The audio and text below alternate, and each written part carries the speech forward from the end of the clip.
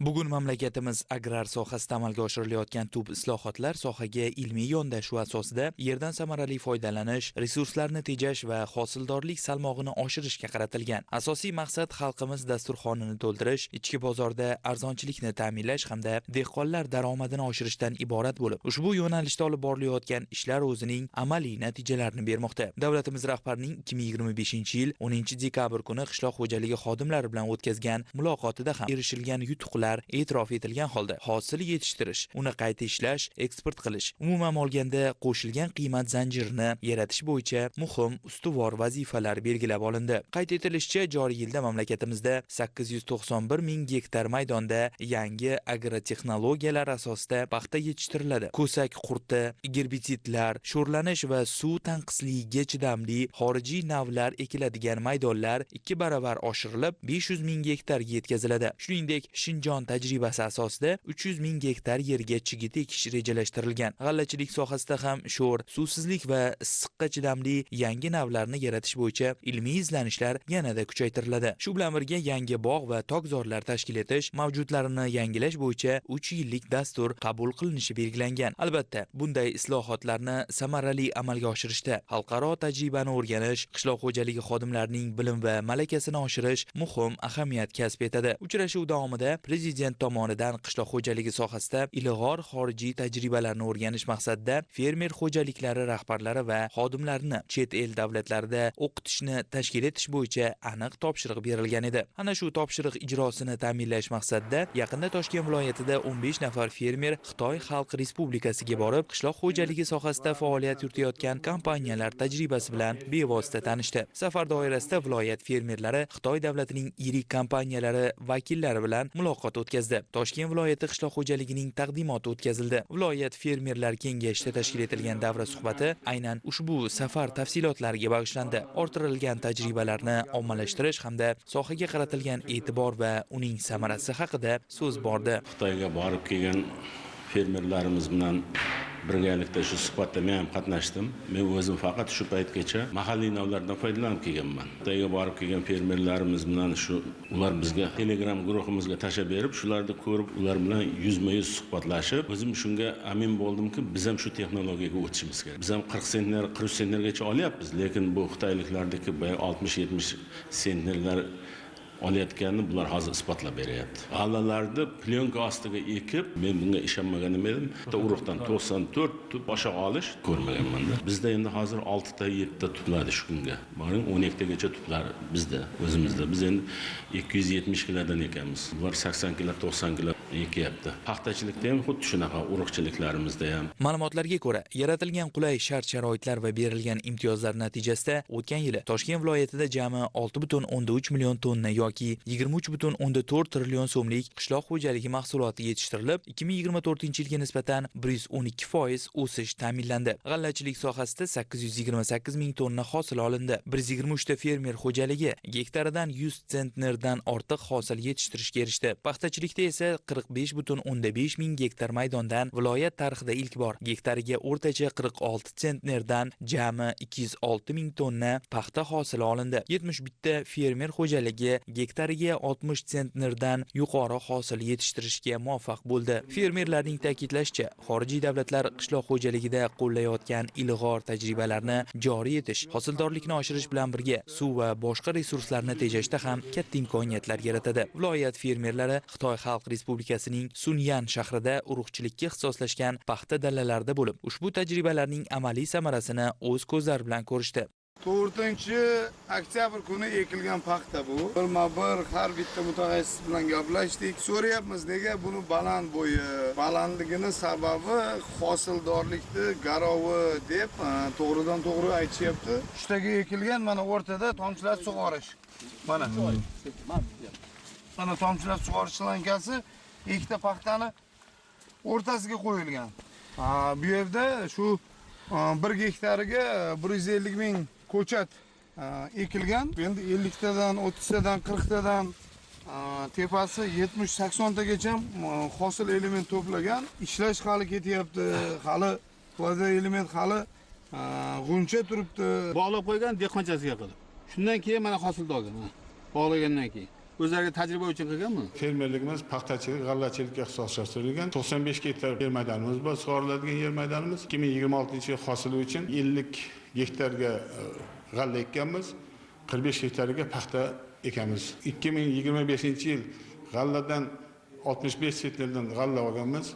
Paxtadan 43 sentnerdan paxta hosil oldik. Paxta g'alladan olgan hosillarda o'zimizning sharoitda yuqori hosil oldik deb g'ururlanib yuribmiz. Undan topgan daromadimiz yaxshi bo'ldi deb yuribmiz, lekin prezidentimiz tashabbusi bilan biz Xitoy davlatiga bordik. Xitoy davlatidagi paxta g'allachilik yetishtirayotgan barcha qishloq xo'jaligi yetishtirayotgan mahsulotlarni o'zimiz ko'zimiz bilan ko'rdik. O'tdagi olib borilayotgan ishlarni ko'rdik. Biz hayratda qoldik. Ilmiy jihatdan yondashib, bular shu ishlarni olib boryapti degan. Odam ishongisi kelmaydi. Bizga bu ko'rib turib, biz o'zimiz bir hayron qoldik. Ertak ko'rishdi. O'sha bo'yi, paxtaning bo'yi hozirgi kunda 1.20, 1.30 bo'lib turibdi.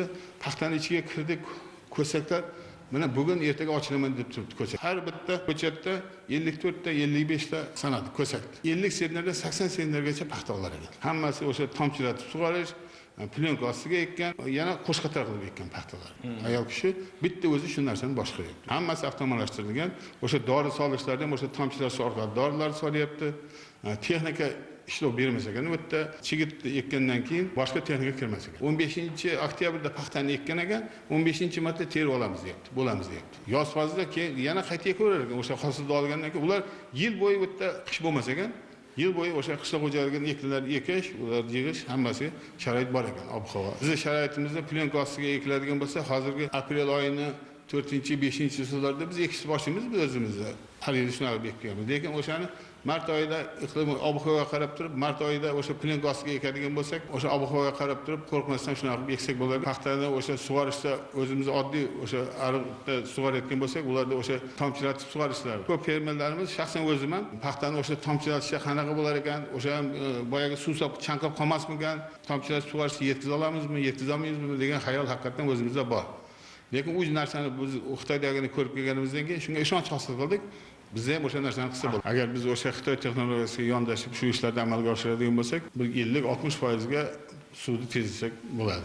G'allachilik sohasida ham suv tejovchi texnologiyalarni joriy etish, iqlim sharoitiga mos navlarni tanlash va agrotexnik tadbirlarda inson omilini maksimal darajada kamaytirish orqali yuqori hosildorlikka erishilmoqda. Bizning fermer xo'jaligimiz Toshkent viloyati O'rtacha tumanida joylashgan. G'allachilik paxtachilik yo'nalishida 2025-yil 62 gektar g'alla ekib, 60 sentner oldik. Xitoy Xalq Respublikasiga borib ko'rdik. 65-70 sentner olib xursand bo'lib yurdik.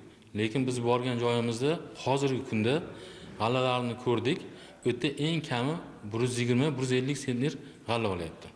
Plyonka ostiga ekilgan, tomchilatib sug'orish, keyin yomg'irlatib sug'orish. Bizda hali g'alla bo'yicha yomg'irlatib sug'orish bor, lekin tomchilatib yo'q edi.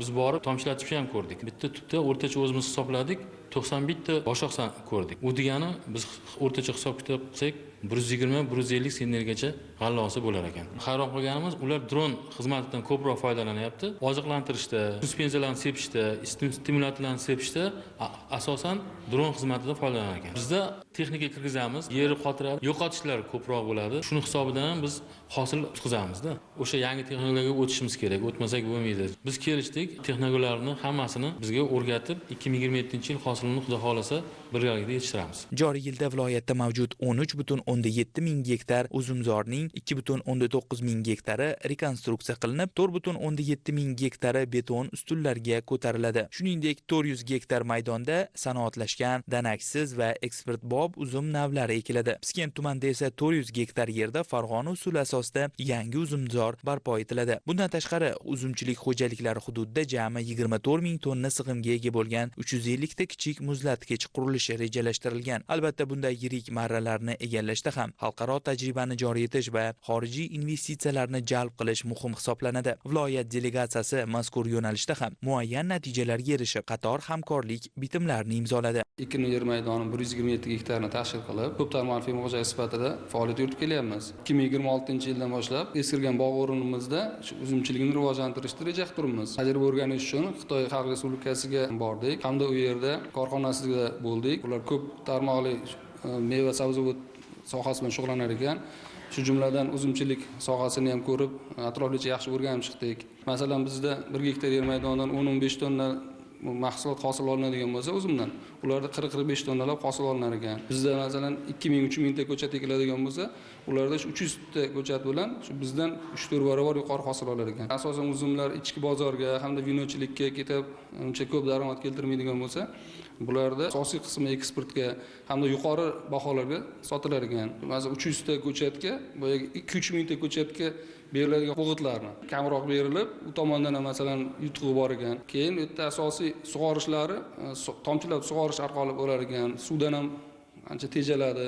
Uzumni ular ishkom usulida yetishtirar ekan. Keyin bizni hayratlantiradigan narsa, ma'lum qism uzumzorlarni issiqxonada ham yetishtirar ekan. Navlari bilan qiziqdik. Shu bizlar sharoitga ham to'g'ri keladigani 10 ga yaqin uzum navlarini ular yetishtirar ekan. 3-4 ta nav bizni iqlim sharoitiga to'g'ri kelar ekan. Korxona bilan biz kelishuvga ham erishdik. Ular bizni Oqqo'rg'on tumanida 100 gektarga yaqin maydonda shu ochiq hamda issiqxona shaklida uzumzor tashkil qiladigan bo'lishdi. Men ham 10 gektarga yaqin eski bog'im o'rnida shu uzumchilikni tashkil qiladigan bo'ldim.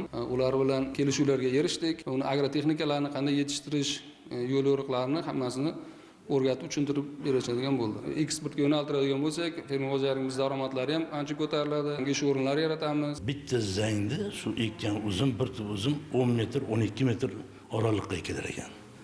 Zang bitta chiqib yuqoriga taralganda so'riga, keyin ikkita navda ikki tomonga qarab ketar ekan zang bo'lib, uni atrofidan bitta zang kesilmas ekanda, o'sha ikkita zang ketgan so'ridagi 7 sm bir bo'g'ini bitta ko'z qoldirib, hammasini tekis kesib chiqar ekan. Endi yilga chiqargan navda o'sha so'riga tekis holatda yotkizib, ikki tomonga qarab, nihoyatda chiroyli bo'lar ekan. Keyin ularda ko'p hosil olaman deb hamma solgan chiqargan shonlarni qoldirmas ekan. Bitta ikkitani qoldirar ekanki, har bir bosh uzum 2 kilodan 1,5 kilodan kami yo'qda. Yesangiz mazza qilasiz uzumlarni.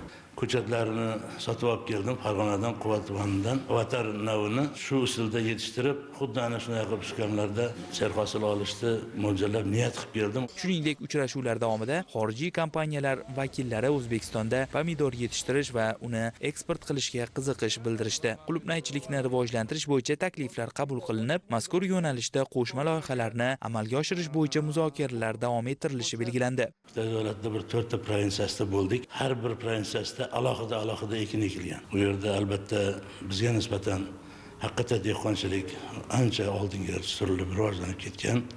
Biz uni o'z ko'zlarimiz bilan ko'rdik. Gidroponika asosida ekilgan qulupnaychiliklarni ko'rdik. Nihoyatda hosildorligi yaxshi, mazasi shirin. O'tga bizni kirgizib, ko'chat yetishtirganda plyonka ostida yetishtirib, keyin gidroponika usulida tepaga olib ekishar ekan. Juda toza ekkan joylari, sug'orishi tomchilab sug'orish orqali unga o'g'it berar ekan. Oq qulupnay navi ham bor ekan. Uni 3 tomoni qizargan bilan bu yog'i shunday turar ekanki, ko'nko'yi xuddi xom deb o'ylaysiz, ammo yesangiz pishgan bo'lar ekanda. Nihoyatda shirin mazasi. O'zimiz mahalla qulupnay bo'ladigan bo'lsa, bir kun, 2 kunda ichida uni saqlash ko'p imkoniyati yo'q. Ularda qulupnayni do'konlarda ko'rdik. 2 qutisini uyga bolalarga ham olib keldim. Uzumidan olib keldim. 4-5 kun bo'lsa kerak, lekin olib kelganimda ham shu uzilganday turibdi-da mevalari. Bundan ko'rinadiki, qadoqlab saqlansa, eksport qilish iloji bo'lar ekan.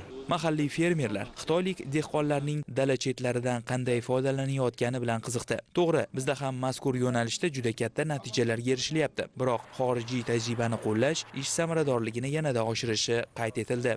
Bizda fermer xo'jalik Oqqo'rg'on tumanida joylashgan. 70 gektar yer maydoni bor. Xitoyga borib dala chetlaridan foydalanishni o'rgandik. O'sha yerda o'zimni yerimni hisob-kitob qilganim 500 metr zovurdi bo'yi bor. 2 gektar o'sha zovurdi yoqalari foydalanmayotganini hisob-kitob qildik. Bu yerda dala chetlaridan foydalanishni o'rgandim. Ular dala chetlaridan har qarich yerni hisob-kitob qilingan. Bo'sh yer ham yo'q. Salatli barglar, karamlar, ya'ni gul karamlar ekilgan. Bundan tashqari yana yashil makonda daraxtlar ekilgan.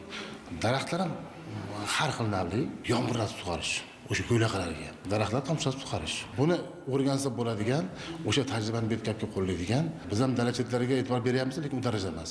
Endi shunday xulosaga keldik. Bu dala chetlaridan o'sha ekib, o'shani to'liq foydalanishga xalqqa o'sha sabzavot ekinlari ekib, o'sha qolgan fermerlarga ham tatbiq qilaman. Shuningdek, o'zbekistonlik fermerlar yillik quvvati 4000 tonna bo'lgan suyultirilgan azotli o'g'itlar ishlab chiqarish korxonasi hamda yangi avlod tomchilatib sug'orish texnologiyalari bilan ham yaqindan tanishdilar. Viloyat fermerlar kengashida o'tkazilgan uchrashuvda xorij tajribasini o'rganib kelgan fermerlar ushbu bilim va ko'nikmalarni ommalashtirish maqsadida maxsus seminarlar tashkil etishni rejalashtirdilar. Yaqin kunlar ichida xorijga yuborilishi kutilayotgan navbatdagi guruh qishloq xo'jaligining boshqa tarmoqlari bo'yicha tajriba orttirib, ilg'or texnologiyalarni mahalliy sharoitga joriy etishi ko'zda tutilmoqda.